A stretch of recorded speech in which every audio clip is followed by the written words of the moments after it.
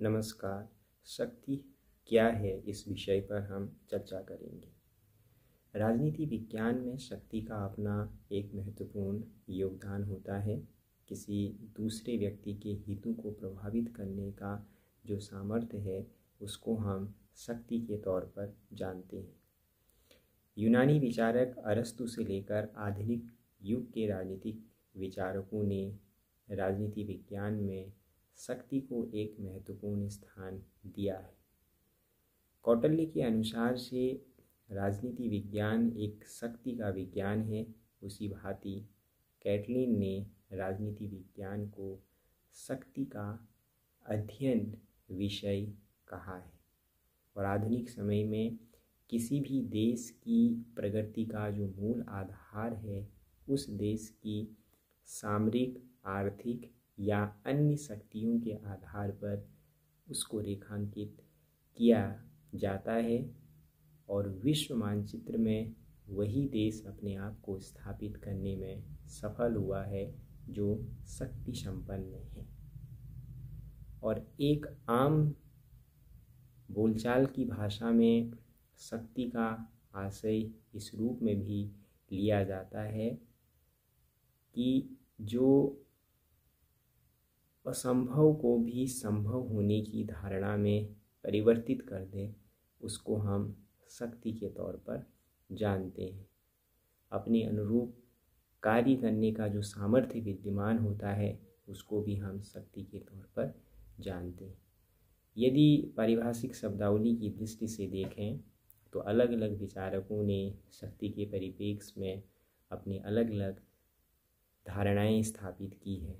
Gold hammer और सिल्स के अनुसार से एक व्यक्ति को इतना ही शक्तिशाली कहा जा सकता है कि वह अपने लक्ष्य के अनुरूप दूसरे के व्यवहारों को प्रभावित कर सकता है, उसको हम शक्ति कहते हैं।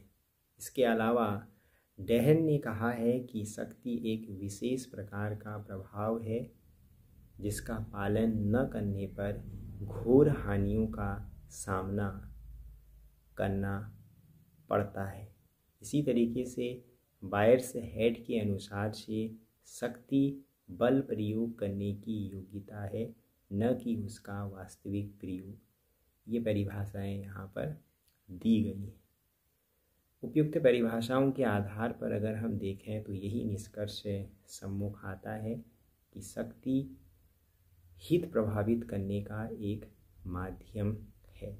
शक्ति के अगर हम प्रकारों के परिप्रेक्ष्य में बात करें तो मैक्स वेबर और बायर्स हेड ने अपने विचार यहाँ पर दिए हैं, जहाँ मैक्स वेबर ने 3 तरीके की शक्तियों के परिप्रेक्ष्य में बात की है। वह शक्तियाँ हैं कानूनी या वैधानिक शक्ति, परंपरागत शक्ति और करिश्माई शक्ति। उसी तरीके से बायर्स हेड के अनुसार से 4 प्रकार की शक्तियाँ विद्यमान हैं: दृश्य और अदृश्य शक्ति, औपचारिक अनौपचारिक शक्ति, प्रत्यक्ष अप्रत्यक्ष शक्ति, दमनात्मक और अदमनात्मक शक्तियाँ।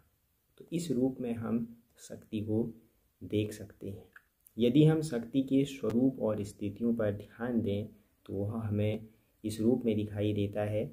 जहाँ हम प्रत्यक्ष और अप्रत्यक्ष शक्ति के बारे में बात करते हैं, प्रत्यक्ष शक्ति वह शक्ति है जिस व्यक्ति के द्वारा उस शक्ति का प्रयोग स्वयं किया जाएगा। जो शक्ति संपन्न है उसको हम प्रत्यक्ष शक्ति कहते हैं।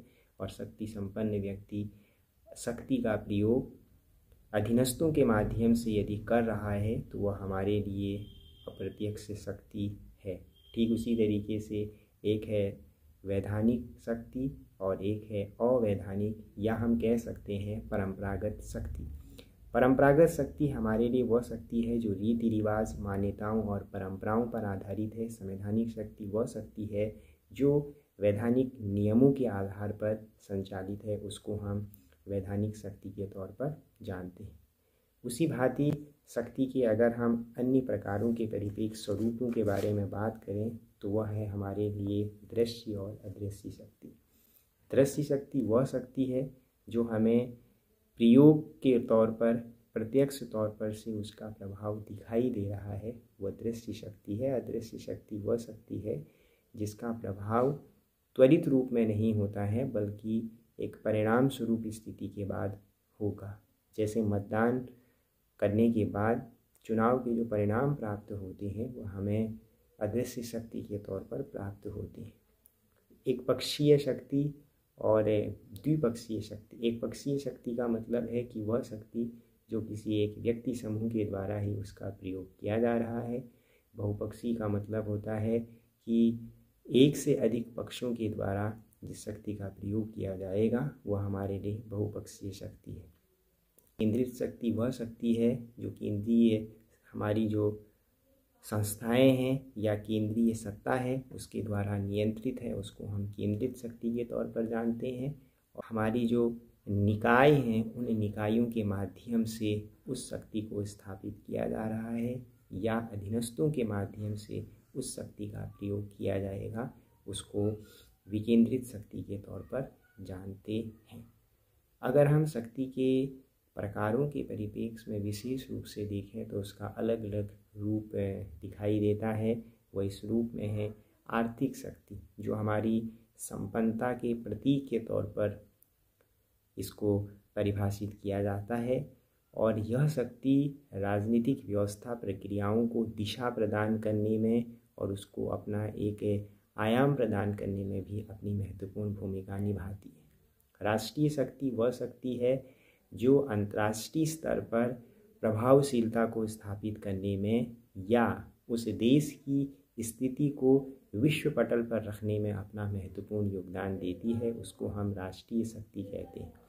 राजनीतिक शक्ति के परिप्रेक्ष्य में अगर हम बात करें तो वह राजनीतिक शक्ति है जो निर्णयशीलता को समाज के सम्मुख रखती है और अपना एक आदर्श स्थिति स्थापित करने में योगदान देती है, उसको हम राजनीतिक शक्ति के तौर पर जानते हैं। एक महत्वपूर्ण शक्ति है उसको हम वैचारिक शक्ति कहते हैं, जो जनता के सम्मुख सरकार के कार्यों को प्रस्तुत करती है और इतनी शक्तिशाली वह वैचारिक शक्ति होती है कि जिस रूप में रखा जाता है उसी रूप में आम जनमानस सरकार के कार्यों को मानता है। तो वैचारिक शक्ति का बहुत बड़ा योगदान होता है सरकार के हितों के परिप्रेक्ष्य में भी, और यदि जनहित में कार्य नहीं किया जा रहा है तो उसके रूप में भी वह सरकार को हटाने में अपना एक महत्वपूर्ण योगदान देती है। जहां हम सैनिक शक्ति के परिप्रेक्ष्य में बात करते हैं तो सैनिक शक्ति एक ऐसी शक्ति है जो किसी भी देश को बाह्य और आंतरिक शक्ति संपन्नता प्रदान करने में योगदान देती है। यदि देश सैन्य रूप से सक्षम नहीं है तो बाह्य आक्रमण का सामना निकट भविष्य में उसको करना पड़ता है। तो इस तरीके से यह शक्ति का अपना एक स्वरूप था, जिसमें हम यह कह सकते हैं कि शक्ति के अलग अलग आयाम हैं।